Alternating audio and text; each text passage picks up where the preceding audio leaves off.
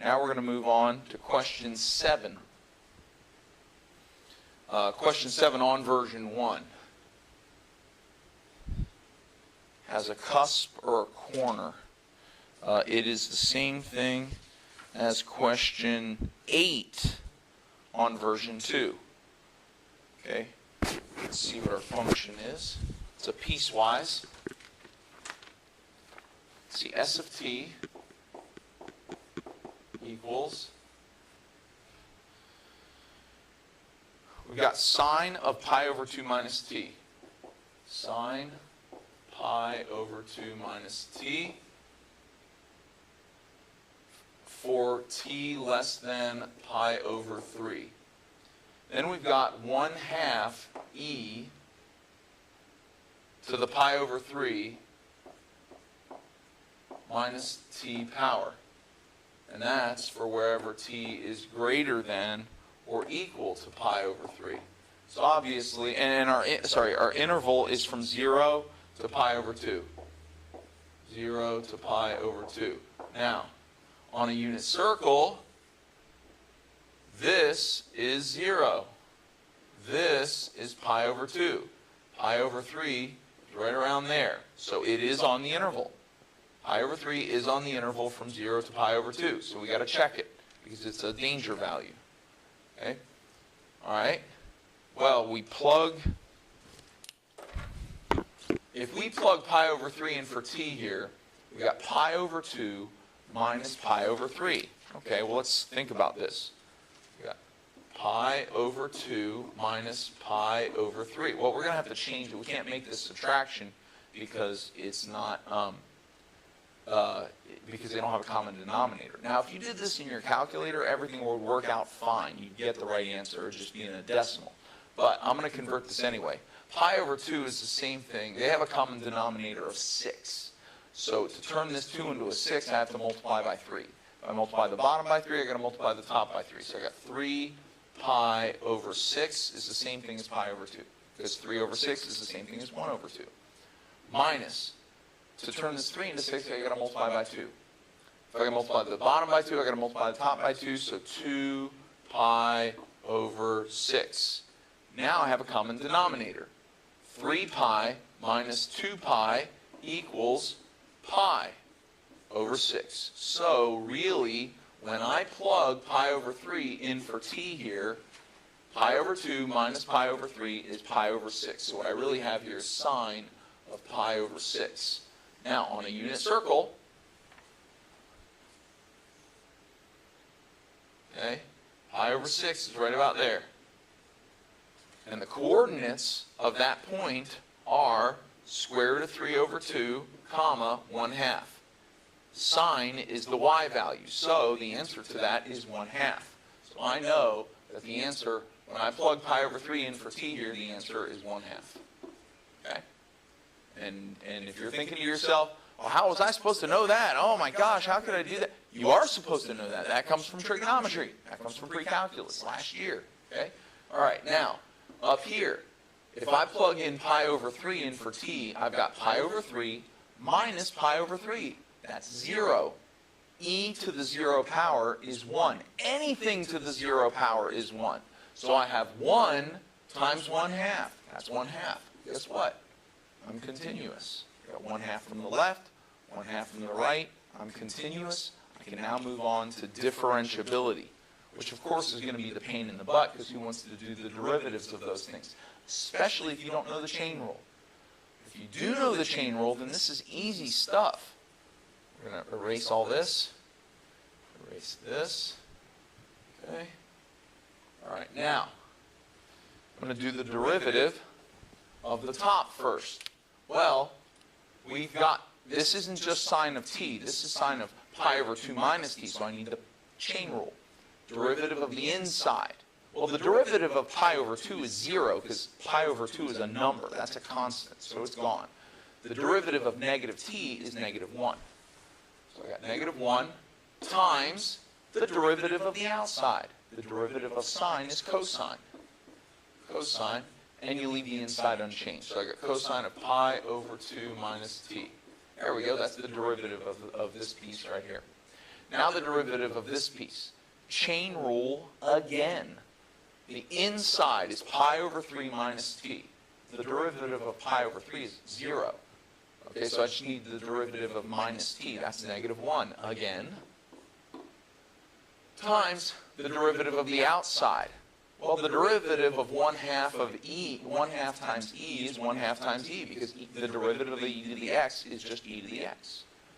So we got, and the constant, the coefficient, we don't, that, nothing happens to that. So we got 1/2 e to the power of, well, the inside is unchanged, so to the power of pi over 3 minus t. So there's our derivative of this piece right here. Now, for the derivative, we are going to punch in, or we're going to plug in pi over 3 again. Put it in pi over 3 here. Well, we already know that pi over 2 minus pi over 3 is pi over 6, because we just did that a minute ago. So we know this is cosine of pi over 6. And on the unit circle I just drew, I think we pointed out that at pi over 6, the coordinates are square root of 3 over 2 comma 1/2. Well, that's cosine. That's sine, that's cosine. So, cosine of pi over 6 is square root of 3 over 2. Times negative 1 makes this negative square root of 3 over 2. Okay, that's the derivative from the left. Now the derivative from the right. We're going to plug pi over 3 in for t. Pi over 3 minus pi over 3 is 0. E to the 0 power is 1. 1 times 1/2 is 1/2. And 1/2 times negative 1 is negative 1/2. So now you can see these are not the same number. And so the slope from the left is different than the slope from the right, meaning that this is a cusp or a corner. And so it is not differentiable. It's continuous, but it's not differentiable. So now what we're going to say is mean value theorem cannot be applied on the interval, what was the interval? 9 to 12, 0 to pi over 2, that's it. On the interval from 0 to pi over 2, because S of t is not differentiable at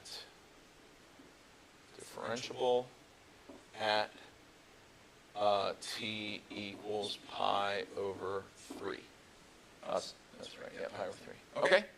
So that's that for that question. Now, notice I said not differentiable. I didn't say not continuous. It is continuous. It's not differentiable. If you say not continuous in this case, you would get it wrong. Okay? All right, let's see here. We got one left, and it's going to be, it's actually a really easy one. It's question number 9 on version 1, and it's question number 10 on version 2. It's another piecewise function. Or no, I'm sorry, it's not a piecewise function. It's a rational function. Let's erase this. Okay. Let's see here. We've got v of t. At least on version 1, it's v of t. V of t equals tangent of t minus pi over 4 over sine of t. Okay? And the interval is from pi over 2 up to 3 pi over 2. That's the interval. Now, on a unit circle, pi over 2 is here. Pi is over here. That's 2 pi over 2. 2 over 2 is 1. 1 times pi is just plain pi. Okay, so we've got 1/2 pi, pi, 3/2 pi. That's 3 over 2. So our interval starts here and works its way all the way around to here on the unit circle. Okay? Now, hopefully you know already that sine of t is equal to 0 at pi. So our danger number here is pi, and it is on the interval from pi over 2 to 3 pi over 2. So when we plug pi in here, we get 0. So we know we're going to get that on this interval there's a place where the denominator is 0. And now we want to find out what it does to the numerator to see if it's a whole or an infinite discontinuity. Pi minus pi over 4 is 3 pi over 4. So we're looking for tangent of 3 pi over 4.